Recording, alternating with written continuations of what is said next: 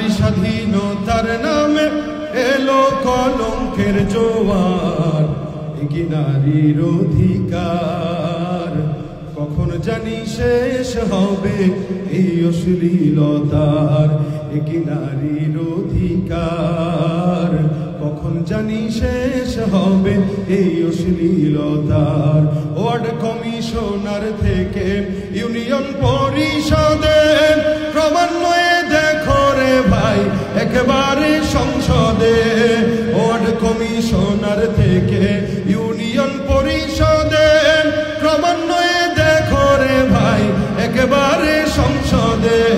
নারী থাকবে সুখের ঘরে এত কষ্টের কি দরকার, নারী থাকবে সুখের নীড়ে এত কষ্টের কি দরকার, কি নারীর অধিকার কখন জানি শেষ হবে এই অশ্লীলতার, কি নারীর অধিকার কখন জানি শেষ হবে এই অশ্লীলতার। এরাই নারীবাদী হয়ে আমাদের সামনে নারীদের অধিকারের কথা বলে, কিন্তু দিন শেষে অধিকারের নামে দৌলত দিয়া পারে এরাই নারীদেরকে বিক্রি করে, পাচার করে।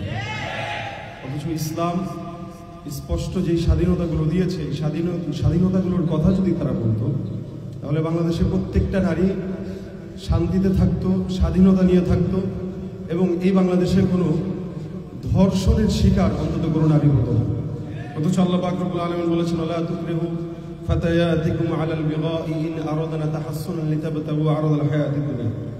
তোমরা ধন সম্পদের লোভে পড়ে যে সমস্ত মানুষ যুবতীদেরকে ব্যভিচারে লিপ্ত করে, এদের ব্যাপারে আল্লাহ পাক রব্বুল আলামিন কথা বলেছেন তারা যেন এটা না করে, এটা অত্যন্ত খারাপ। আজকে আমরা সংসদ থেকে বাজার পর্যন্ত সব জায়গায় নারীদেরকেই দেখি যারা অধিকারের নাম দিয়ে বেহায়াপনা অশ্লীলতার দিকেই আমাদের যুব সমাজদেরকে ধ্বংসের দিকে ঠেলে দিচ্ছে।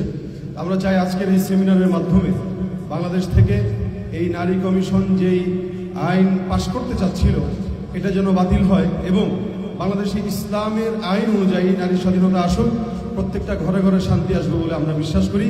ইনশাআল্লাহ আমরা জাতীয় ওলামা মাশায়েখ আইম্মা পরিষদের পক্ষ থেকে এই বাংলাদেশে কোনো প্রকার ইসলাম বিরোধী আইন পাশ করতে দিব না ইনশাআল্লাহ।